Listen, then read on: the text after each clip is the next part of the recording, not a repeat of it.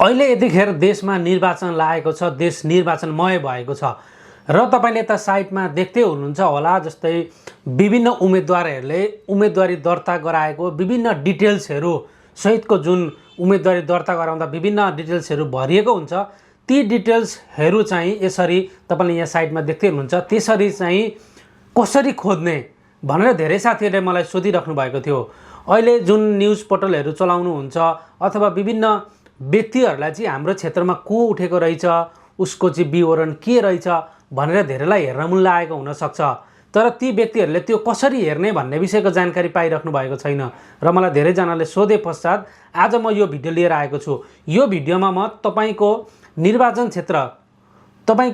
क्षेत्रमा उम्मेदवार को हुनुहुन्छ, कसले उम्मेदवारी दिनुभएको छ, उहाँको सम्पूर्ण विवरणहरू के रहेको छ भनेर तपाईँले सजिलैसँगले घर बसेर आफ्नो मोबाइलबाट हेर्न सक्नुहुन्छ। त्यो कसरी हेर्ने त तपाईले यो भिडियो पुरा हेर्नुभयो भने पक्कै पनि त्यसको विषयमा जानकारी तपाईले पाउनु नै हुनेछ। र तपाईहरू पहिलो पटक हाम्रो यस च्यानलमा हेर्दै हुनुहुन्छ अथवा आउनु भएको छ भने फलो अथवा सब्स्क्राइब गर्न सक्नुहुनेछ। र लागौँ आजको विषयवस्तुतर्फ। अहिले प्रतिनिधि सभाको चुनावको लागि देशैभरमा चाहिँ चुनावी माहौल सुरु भइसकेको छ र विभिन्न उम्मेदवारहरू मतदाताको घर घरमा चाहिँ भोट माग्न पुगिरहेको अवस्थामा को हुन् त हाम्रा उम्मेदवार, अथवा कतिजना हामी विदेशमा पनि बस्छौँ होला, हाम्रो क्षेत्रमा चाहिँ को उठेछ, उसको विवरण चाहिँ के रहेछ भनेर धेरैजना व्यक्तिहरूलाई चासो हुनसक्छ। अथवा धेरै सामाजिक सञ्जाल अथवा मिडियाहरूले पनि उनीहरूको चाहिँ विवरण हाल्न अथवा हेर्नको लागि जानकारी चाहिने हुनसक्छ। कति व्यक्तिहरूलाई त्यस्तो जानकारी नहुन सक्छ त्यो कहाँ पाइन्छ भनेर। तर आज म यो भिडियोमा तपाईहरूलाई सजिलैसँगले ती विवरणहरू कहाँ पाइन्छ, कसरी हेर्ने, कसरी डाउनलोड गर्ने लगायतका जानकारीहरू दिन गइरहेको छु। यसको लागि तपाईले सजिलैसँगले आफ्नो मोबाइलबाटै हेर्न सक्नुहुन्छ। त्यसको लागि कसरी त अब लागौँ। सबैभन्दा तपाईँ सुरुमा आफ्नो मोबाइलमा जानुहोस् र एउटा कुनै पनि ब्राउजर खोल्नुहोस्।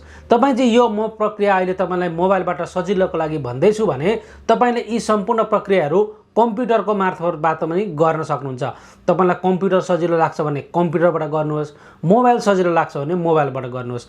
सबैभन्दा सुरुमा तपाईँ एउटा कुनै पनि ब्राउजरमा जानुपर्ने हुन्छ र ब्राउजरमा गइसकेपछि यहाँनिर तपाईँ सर्च गर्नुहोस् निर्वाचन आयोग। निर्वाचन आयोग लेखेर यसरी तपाईँले सर्च गरिसकेपछि यहाँनिर इलेक्सन कमिसन नेपाल भनेर सबैभन्दा सुरुमा एक नम्बरमा एउटा वेबसाइट देखाउँछ। त्यो वेबसाइटमा तपाईँ यसरी क्लिक गर्नुहोस्। जब तपाईँ यहाँनिर क्लिक गर्नुहुन्छ तब त्यसपछि यस्तो खालको एउटा सूचना अथवा वेबसाइट खुल्छ। यहाँनिर सबैभन्दा सुरुमा तपाईँले हेर्नुभयो भने निर्वाचन प्रचार प्रसार, मतदाता शिक्षा सम्बन्धी शिक्षामूलक अडियो भिडियो सन्देशहरू उत्पादन सम्बन्धी भनेको छ। हामीलाई यो चाहिँदैन, यसलाई क्रस गर्नु होला। जब क्रस गरिसक्नुहुन्छ तब त्यसपछि यहाँनिर हेर्नुभयो भने तपाईँले मतदाता नामावली प्री रजिस्ट्रेसन र अद्यावधिक भन्ने एउटा छ भने अर्को मतदाता नामावली छ। त्यस्तै अर्को निर्वाचन परिणाम र अर्को ई बुलेटिन भन्ने छ। हामीलाई चाहिँ अहिलेको उम्मेदवारहरूको विवरण चाहिएको हुनाले हामी यहाँनिर निर्वाचन परिणाम भन्ने ठाउँमा जान्छौँ र यहाँनिर क्लिक गर्छौँ।